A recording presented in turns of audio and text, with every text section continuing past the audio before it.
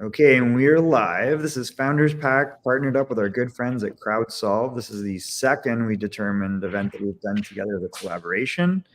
And we have Leah and Kenzie and Jack and Tim to go along for the ride, along with, I think we have, five pitch companies today, right? Yep. Yeah, that's right. Awesome. All right. So, Leah, I don't know if you want to give a quick little intro to what Crowdsolve is and who's pitching or what the pitch event is all about. Maybe that's a good way to start. Sure. Yeah. Thanks so much again for having us do this again together for our second time. Super happy to be here. So yeah, I'm Leah Bose. I'm the co-founder and CEO of Crowdsolve. And just to set the stage a little bit, Crowdsolve is a pre-accelerator for climate and impact startups at scale.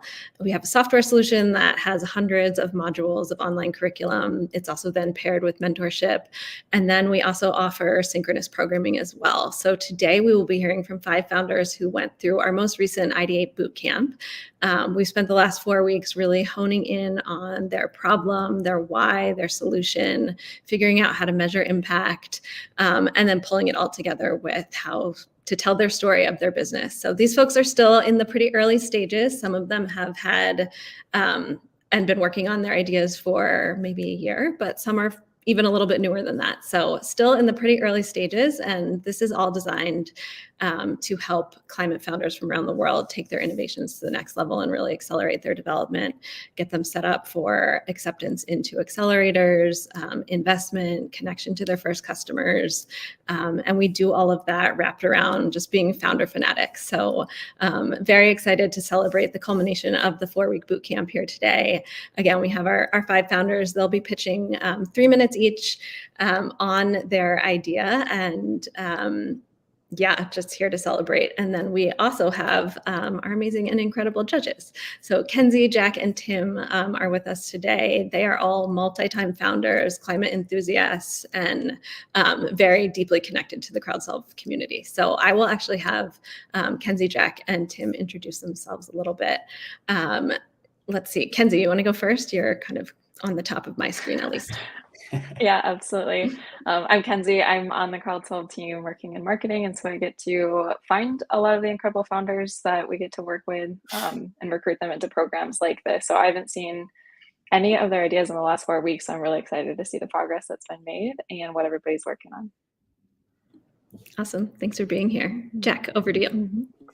All right. Yes. Also very excited to be here. Hello, everyone. And excited for all these inspiring founders to share what they've been working on. I'm Jack. I'm a serial founder in the climate space and currently run a consulting practice through which I support dozens of early stage climate tech companies as they seek to raise funding and find customers and hire talent and launch pilot projects, and the list goes on. So very excited to be here and supporting Crowdsolve and these amazing founders. Amazing. Thanks, Jack. All right, Tim, over to you.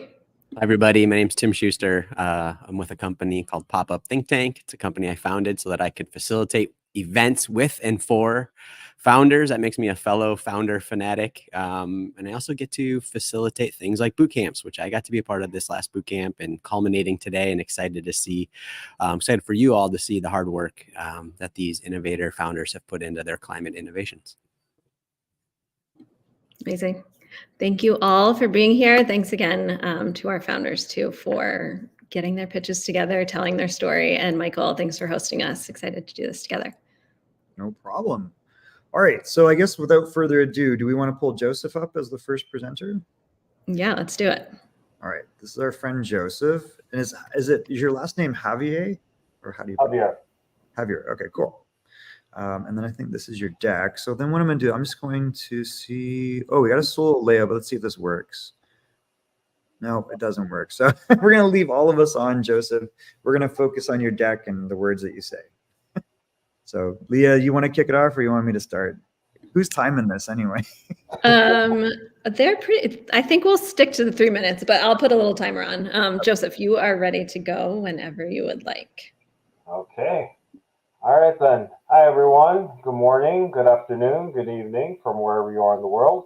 My name is Joseph Javier and I am founder and CEO of Moderno. I studied chemical and environmental engineering in college, and I currently work as an engineering consultant with extensive market research and consulting experience in the public and private sectors. Part of my job is to imagine what the world would look like and ask what if questions to understand where the world might be heading. So I'd like to ask you all a question.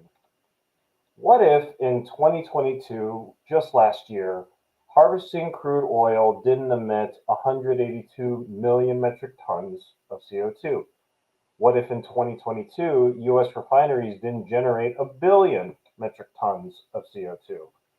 And finally, what if distribution and our own consumption didn't produce 1.75 billion metric tons of CO2?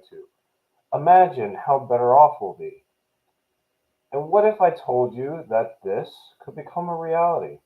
The solution I'm offering is an opportunity to convert waste plastic to gasoline at a small and modular scale. Production and delivery are on site and on demand, which drastically reduces the carbon footprint. And as a result, no gasoline distribution is required. This works in 4 steps.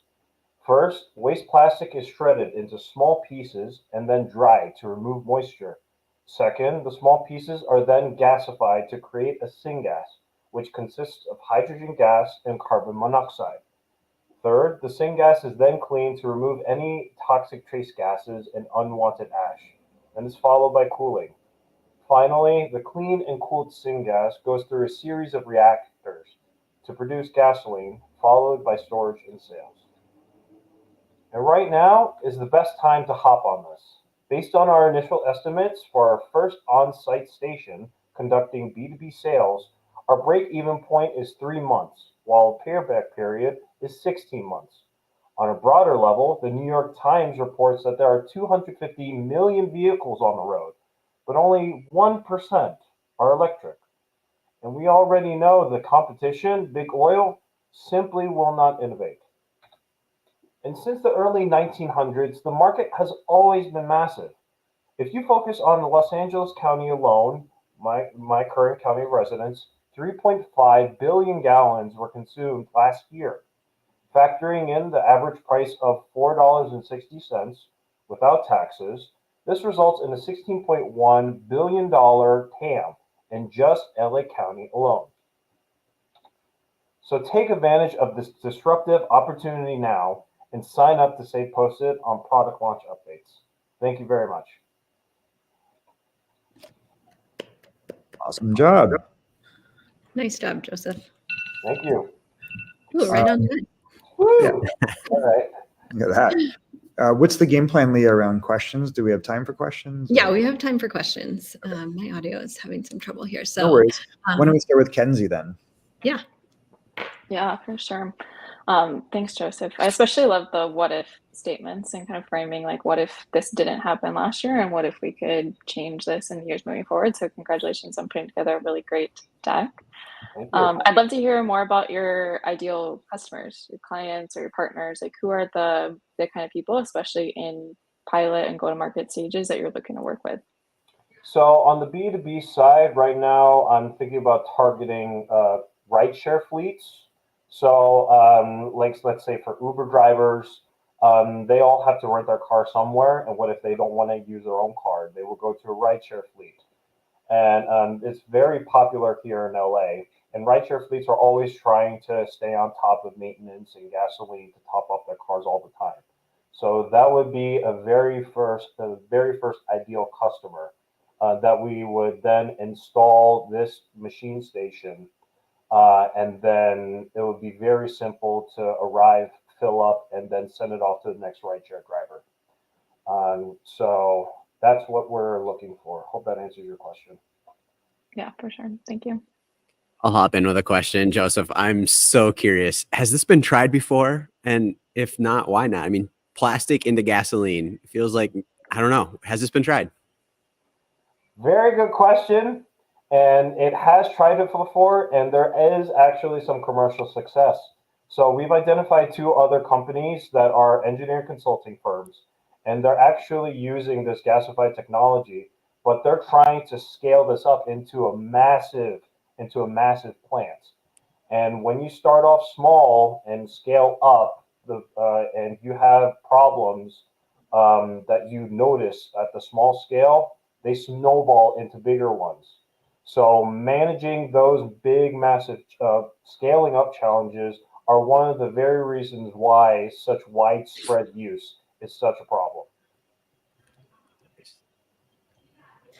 Thanks, Joseph. Awesome pitch, and clearly seems like a win for the climate space. I'm curious about the supply of plastic. I get that creating the gasoline on site reduces transportation of the gasoline, but you still need the inputs, right? The plastic sources. So where does that come from? How does that fit into your model? So thank you for the question, and that's very much correct. And waste plastic, like there's plastic pollution everywhere. I do want to emphasize that I am planning on using recycled waste plastic and not fresh plastic off of the production lines. And so we would want to develop a relationship with the LA County waste facilities. And then we would take bundles of waste plastic also from any sort of like waste management company for very cheap. Like they aren't using it anymore, right? So, in addition to all the operating requirements, all the operating materials like machine catalysts and equipment, though we would have to also work with chemical supply companies in the area. So, if you would be interested going through my initial estimates, it's very profitable given the profit potential minus the inputs materials going in. Awesome. Thank you, Joseph. Great questions, judges. Michael, did you have any questions? I mean, there's a lot, but I don't want to go crazy on it. I'm just really more curious about like, there's probably different grades of plastic, and then there's like, is it going to be more of an additive or an actual replacement fuel? Intended to be a replacement fuel. Okay. So what I mean, do you think it'll be $10 a gallon, or is it like $1.50 a gallon? We are trying to aim for at least half of the market price at the pump. Cool. So, like $6 here in LA, we're aiming for $3. It's $2.75 here in Texas. What are you gonna do about that? We'll have to talk about. I was like $2.75. Well, it'll go international later. Don't worry, Michael. Don't worry, Gavin will support your venture. Amazing. Awesome. Great job, Joseph. Thanks so much job. for sharing. Amazing. Amazing work.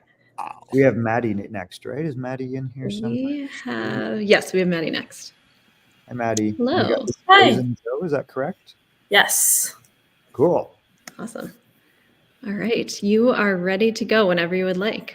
Awesome. Sounds good. Hi, everyone. My name is Maddie Cataldo, founder and CEO of Blaze & Joe, where we're upcycling coffee waste into superior fire products. Every year in the United States alone, coffee shops throw away 6 million tons of spent coffee grounds, where they're sent to landfills and further contribute to climate change by releasing methane into the atmosphere. To put this into perspective for you, this is over 16 times larger in mass than the Empire State Building. Now, composting is not the answer here, as less than 25% of coffee shops even have access to composting. Additionally, coffee is actually an amazing source of energy. Here at Blaze & Joe, we are on a mission to prevent these spent grounds from going to landfills by upcycling them into our superior fire products. Our fire logs burn 20% hotter and longer than both wood and other artificial fire logs on the market. They contain no chemicals at all, so they're completely all natural. And because they're made with what's currently seen as a waste product, we're giving users a tangible way to make a positive environmental impact. Why buy our fire logs? Well, current artificial fire logs suck. They're filled with chemicals, they smell terrible, they don't burn great, and they're certainly not sustainable in the entire supply chain. And that's where we come in. Now, we've already received a lot of really positive validation. In our beta launch last winter, we sold at a holiday market, and both days we sold out in less than 2 hours, with a total of 50 sales. And in every sale, we included a QR code to a survey where users told us how they like the product, and the feedback that we've seen so far has been overwhelmingly positive. Now, for a go-to-market strategy, we'll be starting in winter and holiday markets this winter in order to establish the validation and the demand that we need Then we're going to look towards local hardware stores and grocery stores such as McGuckin's and Lucky's Market. We'll then follow that with online sales, and then we'll look towards major retailers such as REI and Whole Foods. Now, how are we going to make this happen? Currently, we're partnering with coffee shops where we pick up grounds from them on a weekly basis. As we scale, we're going to scale via waste management partnerships and look towards partnering with some of those large companies. And then for production, we're currently drying and producing in batches.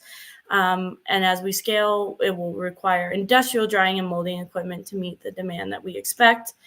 And for distribution, we're currently doing individual deliveries and distributing through these markets. And then we plan on partnering with sustainable distributors. So currently it costs, one log costs us $1.80 to make, with $1.20 of that cost coming from labor and facilities costs, which shows there's a major opportunity for economies of scale here. We're selling at a wholesale price of $7 a log and an MSRP of $12 per log. Now, this mission doesn't start and end with fire logs and fire starters. As we grow, we plan on entering into the charcoal market, which currently sits at $6 billion, and eventually entering into the pellet market for industrial use, which is a market that sits at $11 billion. Imagine a world where the process of making coffee, the second most popular beverage on the planet, is completely waste-free. With your help and support in our mission, this could one day become a reality. Thank you. I do have to apologize. I didn't realize when the slides transferred over from Canva, it got a little wonky through Seems PowerPoint. fine. So sorry about No that. problem. No, you did great. It was awesome. You can All burn right, it judges, up. over to you for some questions.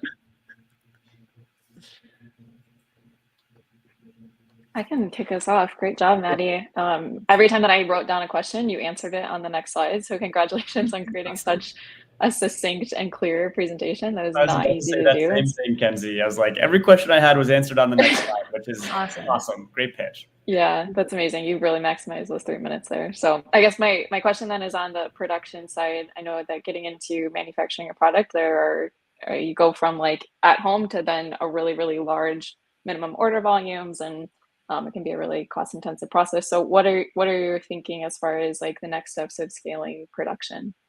Yeah, totally. So for right now, we're renting out a community kitchen, which is fine for this winter, but we actually just ordered a hydraulic press that can produce logs a lot faster than what we're doing for actually fairly cheap. And we're using a warehouse space from a friend of mine for that kind of side of things. So that will get us through the initial smaller local hardware stores.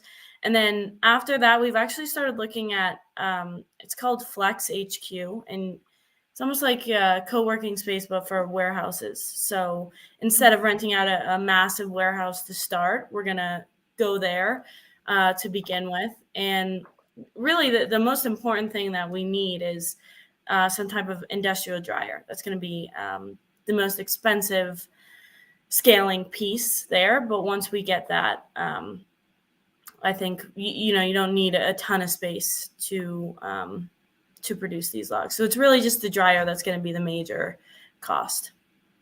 Cool. Maddie, I love it. I also do not have a question, sorry, but I do have a comment. In fact, actually, I have an idea if you're open to it. So I know you're going to pick up coffee grounds from coffee shops and transport them. I'm curious, though, and I keep getting this image of, I don't know if you have Dunn Brothers in your part of the world, but for the longest time, Dunn Brothers had roasting on site.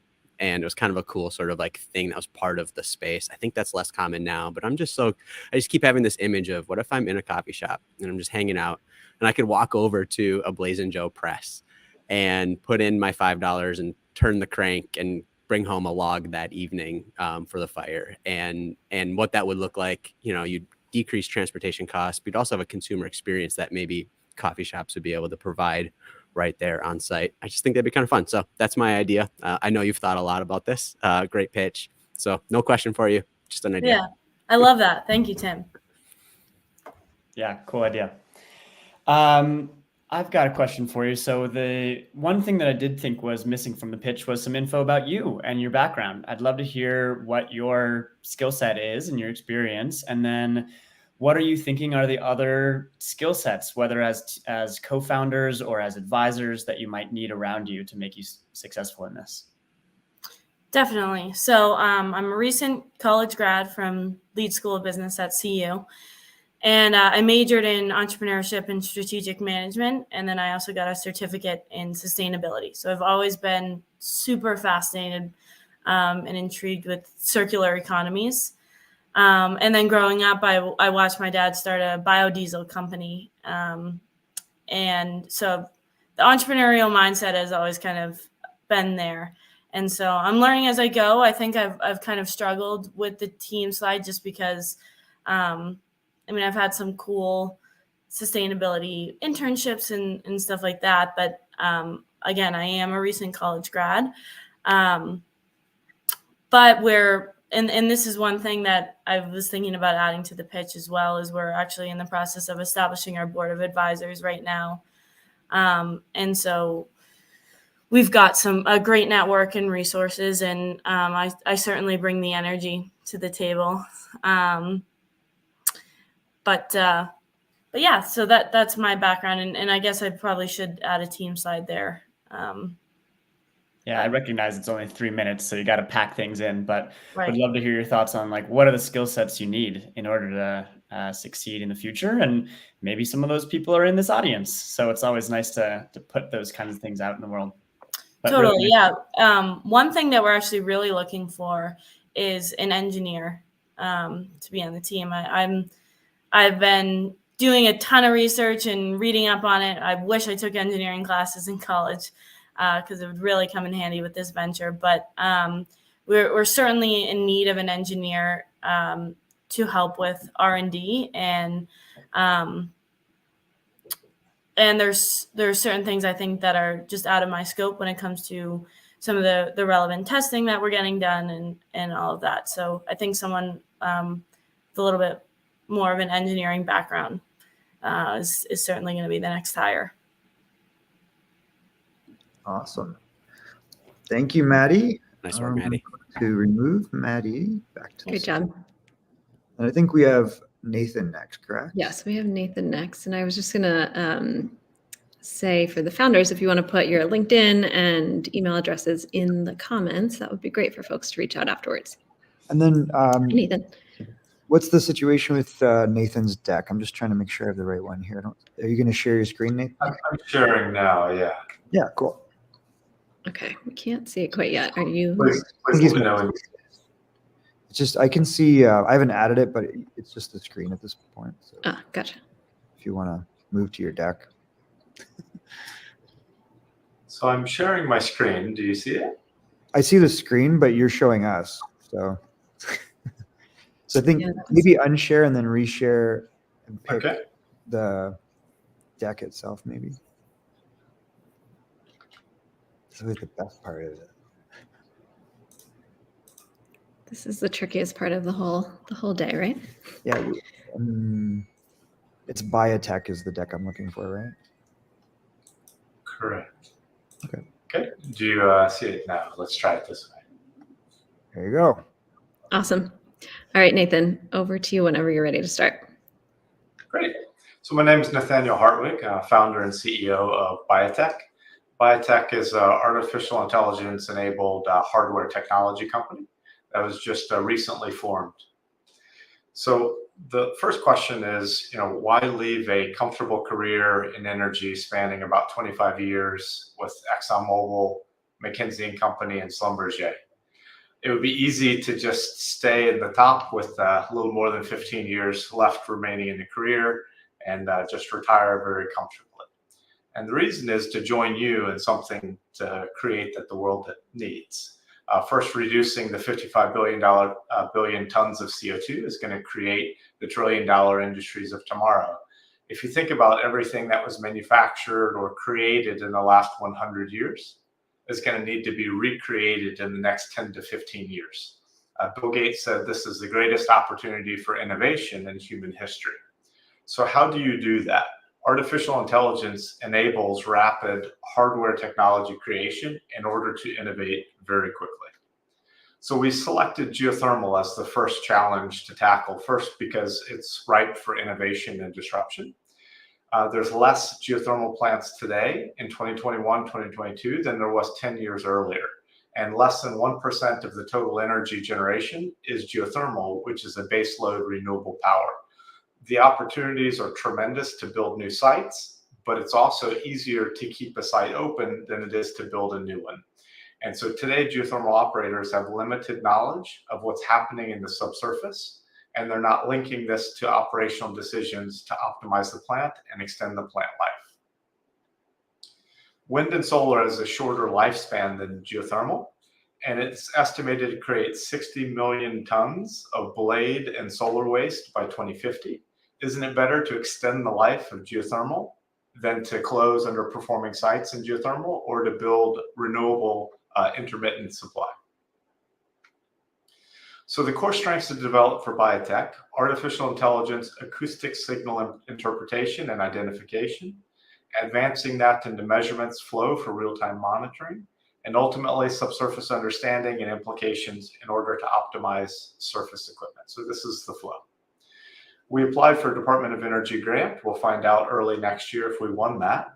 This is to apply artificial intelligence in order to replace the physics-based model for multi-phase thermodynamic flow. And biotech is going to create accurate, low-cost, reliable systems to optimize geothermal operations. There's several revenue streams associated with this, both product and long-term rental opportunities, maintenance, subscription, SaaS type work, consulting in order to support plant retrofits, and then ultimately benchmarking services to be able to compare one plant to the other to improve operations. I'm running out of time, so I'll go a little bit faster through this. Just the geothermal piece has a large market, and we're gaining traction working with National Renewable Energy Lab in order to partner and collaborate with them on some of the artificial intelligence and development. And then we're going to expand this technology into chemicals and lithium in 3 to 5 years. This is $1 trillion industry that we're focusing on. And we have a roadmap developed through 2024, 2025 with first products in Q2 2024. There's a series of seed round funding coming in 2024, 2024. And we welcome you to sign up for updates and partner with us. Awesome job. Great work. I'll hand it over to the judges for some questions. Nathan, great pitch. Appreciate that overview. Question for you. What's bringing you the most joy right now as you work on this? Bringing creativity and the work that we've done before. That's predominantly in oil and gas, and being able to kind of see that directly apply into the clean tech space. I knew that was true, but seeing it kind of realized is pretty neat. Cool. Yeah, thank you for sharing, Nathan. Admittedly, the energy space is one that I'm not super familiar with, so I am curious. So, like, what does this look like to pilot and implement and start to test the technology itself with real partners? What's that process looking like or going to look like? Yeah, so we've already signed a few NDAs with potential customers. And what we're looking at there is to, physically acquire some of the technology that we need, which is about $250,000 of equipment to buy it up front. And then we'll physically bring it to the field, we'll install it, we'll then measure the acoustics, and then we'll come back and train the AI machine learning on top of those acoustic signals in order to then create the secret sauce, if you will. From that, you then interface with decision tools that the operations have in order to understand how they make decisions today, and then how you can help them make more informative decisions tomorrow. Cool.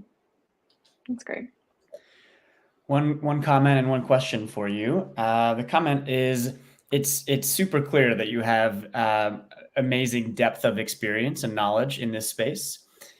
Even with my experience in the energy area, I still found some of this went over my head. So I wonder if there are opportunities for you to simplify some of the pieces of your deck for an audience that is less technical.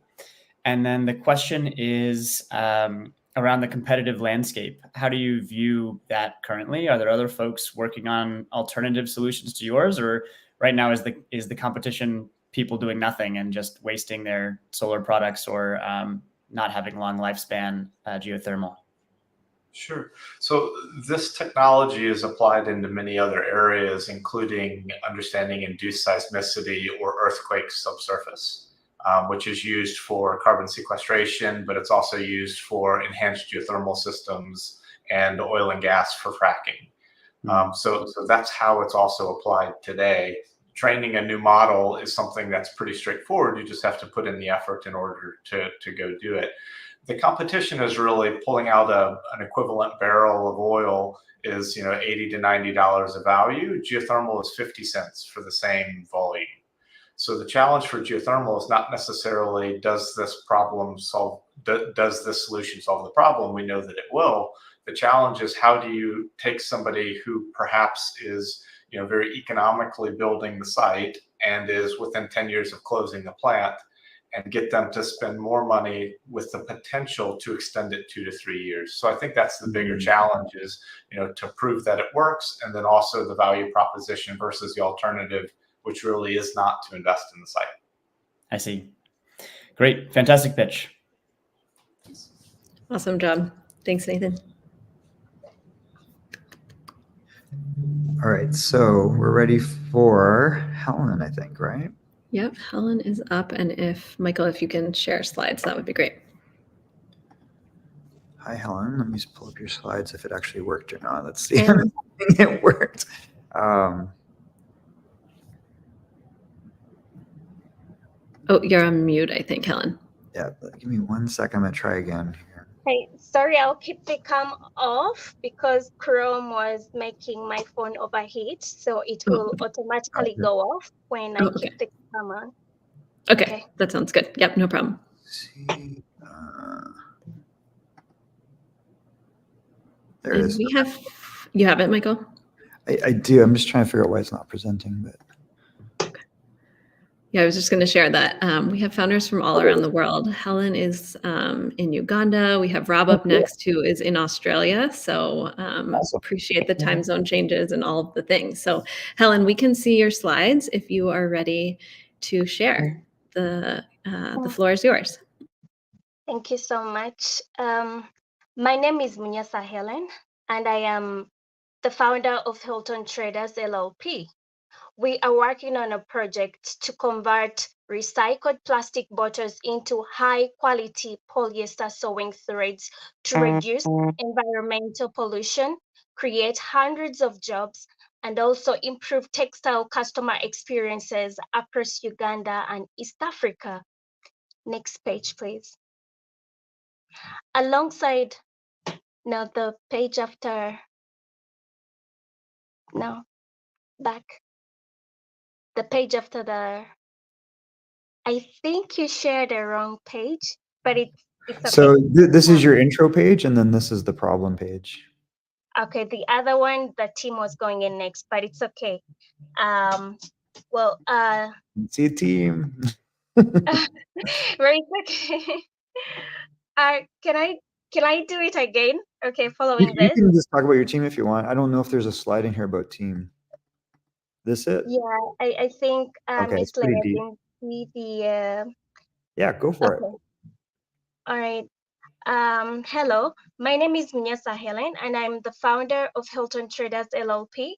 We are working on a project to convert recycled plastic bottles into high-quality polyester sewing threads to reduce environmental pollution, create hundreds of jobs, and also improve textile customer experiences across Uganda and East Africa.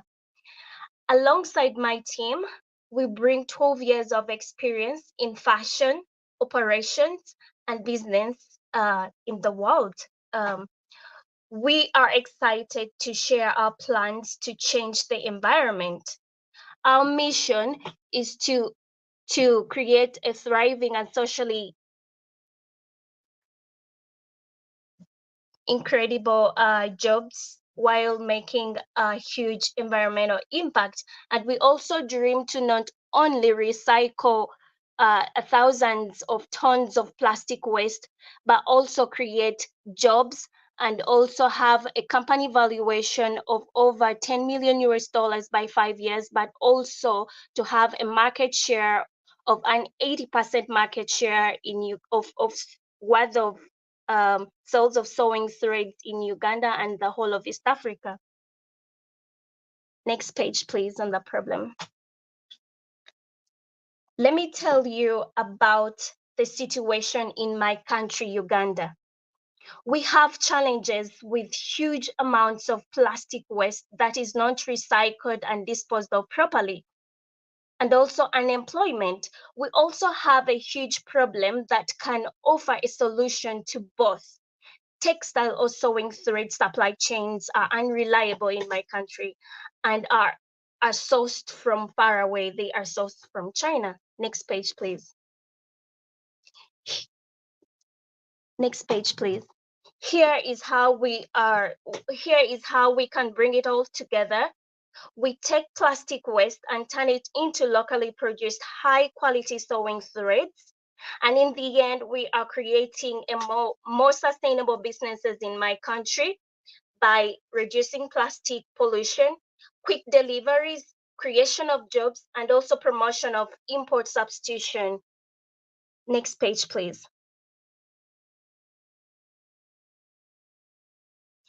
The market opportunities for us are massive. We have 800 potential customers, but there is also loads of interregional trade, and we know there is an opportunity for more 1,000 in other regions of Uganda and 3,500 in East Africa. Next page, please. One carton of imported threads is sold at $50, whereas ours will be sold at $39, making ours 22% more affordable. 4,800 tons of CO2 is saved by producing in production of our product, 10 times faster delivery and 50% lower capital intensiveness. In order for one to get a product from China, it has to be a huge order, which is not of an advantage for low income earners, Ugandans who really want to start up businesses. Next page, please. Our business is a B2B, and we shall be selling a 13-pound carton of sewing threads to textile traders, a carton at $39 US. Next page, please. How do we make our product? We make our product by recycling, extruding, and spinning of recycled plastic bottle waste into high-quality polyester sewing threads. And in each of those 3 steps that we go through, the company will be able to make an extra revenue, since we can be able to sell PET, fiber alone, and then the threads alone. Next page, please.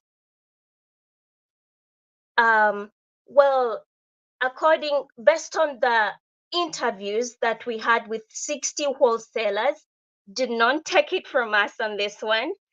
Customers are actually very excited about our initiative. They are excited about order customization, quicker deliveries, more affordable threads, and are eager to support local production. And also the youth are so excited that we are going to create more jobs. And also people are excited about a more sustainable business. Next page, please. Next page. We are able to save 4,800 tons of CO2 emissions per year from our beachhead market, annual sale of 2,400 tons of threads. In order for 1 carton of Hilton Traders to be produced, 2 tons of CO2 is emitted, whereas 1 carton of imported threads, 4 tons of CO2 is emitted. Next page, please. Next page. With your help, together with us, we shall be able to actually execute this. We shall be able to change the world. Join us on this transformative journey as we strive to stitch a sustainable future. Thank you so much for your attention. Thank you so much. Nice job, Helen. Great job. I apologize. I shared the wrong deck, and you did a great job on the fly going back to an older version. So amazing I was job. scrambling I there, like, where? apologize. Great job sharing It what was, you're it was a user error. All is well. All is well. Thank you. You did great. Judges. That was really, really great. Actually, I'll let Jack go first. No, go ahead, Kenzie. Yeah. Well, thanks, Helen. That was a really great presentation. And it's obvious that you're both really knowledgeable on this space and that there's a great opportunity here worth going after. I know you talked about in the big dream and vision of what's going to happen over the next 5 to 10 years, but what is the next year going to look like? What is current production capacity and sales volume look like? And then what will that look like over, say, the next 12 months here? So apparently I'll tell you about our the level we are at right now. So we are already in the textile business. We are selling imported threads. So we have the market. The market is so huge. We can actually be able to sell over like 500 cartons. 500 cartons contain each carton contains 72 boxes, small boxes. So 500 times 72. Apparently, what is really lagging us behind the machinery. So the labor, as far as the project is concerned, we are collecting loads of plastic bottle waste from different parts of my country. We'll have collection centers, and there is one. It's called they recycle. They sell PET flakes. They're trying to source. They are able to recycle for us 500 tons per month, and with that we just into our store until when we get our own machinery. So on getting the machinery, at least we shall have it will be like jump startup. We shall be on zero. We shall be using those very PET flakes that they're helping us to recycle. That's what we are going to continue doing at least until we get the machinery. Mm-hmm. That's great. Thanks, Helen. You're cutting might out have a lost her a bit. little We bit. might have lost you. But any maybe just comments from Jack or Tim before we pull Rob up onto the stage? And awesome job again, Helen. I'll just make the quick comment that's been so much fun to watch Helen's progress and her level of engagement with this boot camp. It's been just amazing watching that. So she's added so much value to the overall cohort, and I hope she's got some value in return. That's awesome. Issues with my network. I'm so sorry. Hey, No worries. That's okay. We're just reflecting back. Jack, do you have a comment there?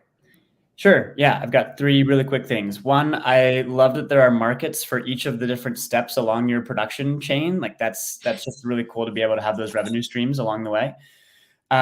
2, at least in the US, there's a bunch of government funding going into workforce development. And since workforce development is such a key piece of what you're doing, I wonder if there are other like grant opportunities that you might be able to get some non-dilutive funding for the workforce development stuff that you're doing. And third, a question is, I'm curious about what the production infrastructure looks like to be able to convert all the way through from plastic to thread. And I know you showed the different steps, but does that equipment already exist? Do you need to create it? If it does already exist, how are you going to acquire it or get to be able to use it? What does that look like? I don't know if I got you quite well, but were you asking on whether we have the plant already on ground? If the technology already exists to go from plastic to thread, and then if so, how will you access it? Okay, we do not have the machinery as yet, but we have all the quotations, the manufacturers of the machinery that we need. We have all the plans on ground. Apparently, we do not. It's so capital intensive, but we are working on it. We are, looking here and there, such that we can be able to finally get the machinery. Well, it's so capital intensive, but it's going to change loads of lives here in Uganda and East Africa. Great. So, Fantastic yes. job. Amazing. Thanks, Helen. Great job. Thank you so Okay, so last but not least, batting cleanup from Australia. Fast Robbie Here's Anderson. Rob. Hi, guys. Oh, amazing. We can hear you. We can see your slides. This is great. All right, Rob, over to you. Okay. All right, and I'll just see whether they do forward with the buttons, so that's even better than the mouse. Okay, hi, I'm Rob Anderson. I'm a chemical engineer turned entrepreneur. While working in the food industry, I was gobsmacked by the extent of food waste. Soon after, I discovered climate and leant in hard at Rotary to solve it, but realised that altruism isn't enough. We need the power of profit and opportunity to solve this. At Climateers, we bring the climate alarm together to accelerate local solutions and unlock opportunity. We started with one region and one solution as a replicable prototype: food waste in Victoria, with its 2.5 million climate alarm citizens and $6 billion opportunity. The problem's clear. Efforts are fragmented, the issue's complex, and the journey's slow. Climateers brings us food waste stakeholders together, connecting the dots. We tackle fragmentation with collaboration and complexity with small actionable steps, creating value and win-win benefits. We help people and businesses get moving, acting as matchmaker, matching their purpose and superpowers to the right opportunities to fast-track their climate journey. We give them a vision, a compass, and a personalised map to navigate a fast-changing world. Our blueprint's simple, yet powerful and profitable. Onboard stakeholders to our directories and map the ecosystem. Engage with inspiring stories that lead to conversations and connections, and activate action and collaboration. To propel our growth and benefit our backers, we initially make money as a targeted advertising network, creating value and utilising the freemium model that served giants like Google and Facebook so well. But the bigger revenue opportunity comes later, charging fees as a trusted intermediary. Our ambition's much grander than just food waste in Victoria. After all, the world's at a crossroads right now. We have all the solutions we need, they're just not deployed with enough speed and scale. The people are ready, millions around the world are alarmed, but they know their footprints and protests aren't enough. It's time to trigger a social tipping point. Think of each ecosystem like food waste in Victoria as a domino, a single unit that can create cascading benefits as it replicates region by region, solution by solution. Our food waste dominoes will spread through Australia to San Diego and beyond. Then from energy storage to carbon markets to hundreds of solutions, creating a chain reaction of shared learnings around the world. Our aim? A thriving global network of opportunities, collaborations, and community. Our team with its diverse set of skills is in place, our blueprints are etched, and our MVP platform's ready to launch. All we need is you. So book a call today to access our innovative vision, compass, and maps and explore your opportunity. Let's rewrite the end of the climate crisis story together.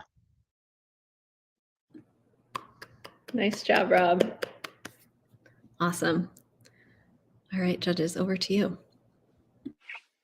Yeah, that was great, Rob. I love that you really focused in on food waste, especially when solving for something as big as climate is. Everybody here in the space knows there's so many things that have to happen in here. So focusing in on the food waste sector is really making this so much more clear. So I'm excited about that.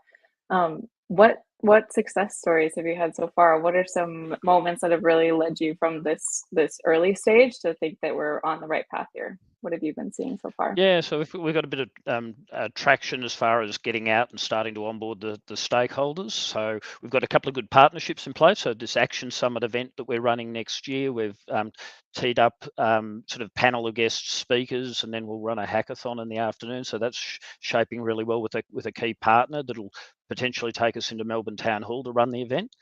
And the really encouraging thing is, as we go out and onboard businesses to our directories, talk about sort of getting the inspiring stories. And so we've got a podcast series. So we've been inviting some of the most interesting companies and non-profits onto a podcast, And we've reached out to about 20, and I've already had everybody, 17 or 18 people that have said, yep, we want to come on the podcast. And the idea of that I'm excited about is that not only does it give us people that will help propagate our story out to those 2.5 million climate alarmed Victorians, using their social networks and so on, but it will also create engagement as we go with them. So we're hoping that'll lead to quite a few sponsorships and get the cash flowing, because that's really what we need to do, is get traction locally, and then we can go out and really scale this very quickly. All we need is someone to volunteer to swing in and kickstart one of these local ecosystems. Awesome. That's great. Rob, great job. I know you've worked really hard this week on your story and the deck, and this latest version is it's crisp, it's clean. So great work, and congratulations on all your progress. I'm curious if you've identified your biggest risk to your business. What's the thing that potentially could prevent the thing from going? And if so, how do you imagine or anticipate, I don't know, testing into that risk? Yeah, I think we've probably got two. So the first one, it is really getting these dominoes going. So once the first dominoes go, we're often running. We have actually got really good blueprints to scale it out. But our biggest challenge is the comms, is just getting it to the point that people go, wow, I get this, and I want to become a climateer. And thanks to Crowdsolve for helping us make a bit of progress with that.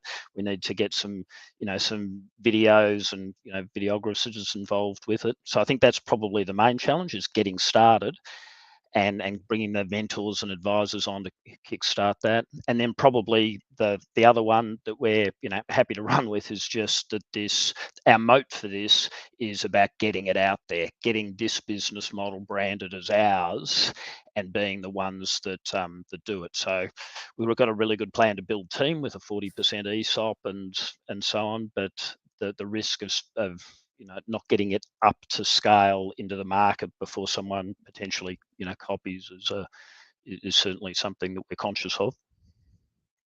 Cool. Thanks, Rob. Really nice job, Rob. I thought the pitch was great.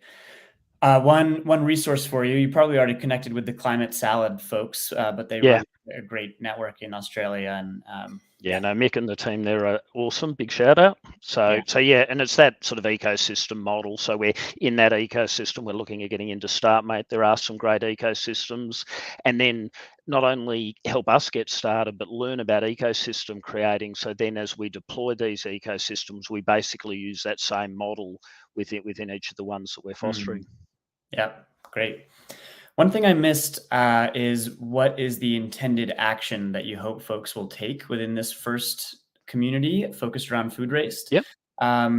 Is it on an individual household level? Is it in businesses? I wasn't exactly clear on those kind of like first early adopters, what action they're taking through your platform. Yeah. So it's a multi-stakeholder play. Two initial sort of target audience. One's the climate heroes, the actual solutions companies, whether they're a food charity or a biogas company. So we want them to claim their listing, get on platform, and start engaging and participating in our online collaboration spaces. And then for the individuals, for the citizens, this whole thing of mapping people's superpowers to opportunity. Same deal, get them into the collaboration spaces, getting the conversation, sharing stuff, raising a bit of hope and ambition, but then getting them to lean in and help us kick this out. Fantastic. Thanks so much, Rob. Awesome job. Thanks, Rob. All right, that brings us to the end of all of our pitches. Kenzie, I'm going to put you on the spot and see if you can pull everybody back in so we can have another round of celebration. And as we're doing that, maybe I'll just share a little bit about what's going on with Crowdsolve for the remainder of this year and into 2024. I can't believe we're already almost at 2024. We have more programs like our Ideate Bootcamp coming soon. So stay tuned for that. Follow us at crowdsolve.eco to stay up to date on all of those things. You could also follow me on LinkedIn as well, constantly kind of sharing resources for founders and all the things we're doing at Crowdsolve. And then we also have some programs at the end of December, little mini camps where we'll be focused on measuring impact, how to network your way to funding your first 100K for your innovation.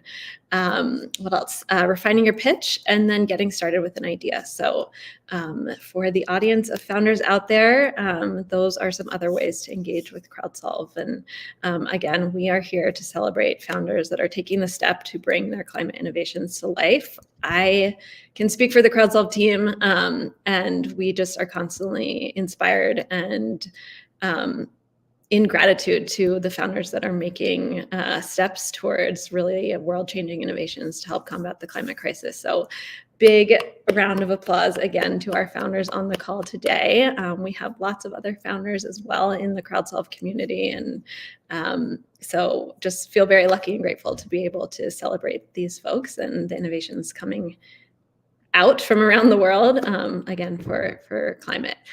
Before we hop off, any last thoughts from Tim, Jack, Kenzie, any of our founders? Nice work, everybody. And congratulations on successful pitches. This is the end of the beginning in many ways. So keep going. Tomorrow's a new day. Yeah, fantastic job. Sometimes that first step is the hardest and the biggest one to take, and you're all doing that admirably. So keep it up. Yeah, if this is the progress you have all made in the last 4 weeks, I can't wait to see what the next 6 months and a year brings, and excited to keep following you guys. I just wanted to give a big thanks and shout out to Leah and everyone that organized the Crowdsolve Bootcamp. It's been amazing. Learned a lot. Very happy I was able to participate. Amazing. So great to have you. Yeah. Cheers. Well, that brings us to the end of this celebration today. So thank you all for being here. Michael had to hop off for a flight, so we just took the rest of the time to be together, but appreciate Founders Pack for hosting us as well. And it's always wonderful to do this in partnership and community with other folks that are out there helping founders and celebrating innovation. So thank you all again, and please connect with me and stay tuned for all the things that we have going on at Crowdsolve. Great job, everybody. Cheers. Cheers.